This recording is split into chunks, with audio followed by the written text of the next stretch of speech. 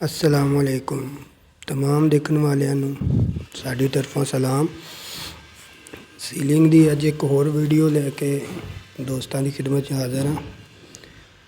ਇਹ ਸੀਲਿੰਗ ਦਾ ਡਿਜ਼ਾਈਨ ਜਿਹੜਾ ਕੱਪ ਵਾਲਾ ਡਿਜ਼ਾਈਨ ਹੋਏਗਾ, ਕਿਚਨ ਦਾ ਸੀਲਿੰਗ ਦਾ ਕੱਪ, ਚਾਹ ਵਾਲਾ ਕੱਪ ਜਿਹੜਾ ਹੁੰਦਾ ਉਹ ਸੀਲਿੰਗ ਦੇ ਅੰਦਰ ਬਣਾਵਾਂਗੇ।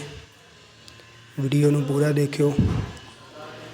ਤੇ ਉਸ ਤੋਂ ਇਲਾਵਾ अगर ਤੁਹਾਨੂੰ ਸੀਲਿੰਗ ਦੇ ਮੁਤਲਕ ਕੋਈ ਵੀ ਮਾਲੂਮਾਤ ਚਾਹੀਦੀ ਹੋਣ ਤਾਂ ਮੇਰੇ ਚੈਨਲ ਦੇ ਉੱਤੇ ਵੀਡੀਓ ਮੌਜੂਦ ਨੇ। ਅਗਰ ਤੁਸੀਂ ਕੰਮ ਕਰਵਾ ਰਹੇ ਹੋ ਜਾਂ ਕਰਵਾਉਣਾ ਤੇ ਉਹ ਤੁਸੀਂ ਮਾਲੂਮਾਤ ਹਾਸਲ ਕਰ ਸਕਦੇ ਹੋ। ਤੇ ਇਸੇ ਦੇ ਨਾਲ ਵੀਡੀਓ ਨੂੰ ਫਿਰ ਸ਼ੁਰੂ ਕਰਦੇ ਹਾਂ। ਚਲੋ ਜੀ।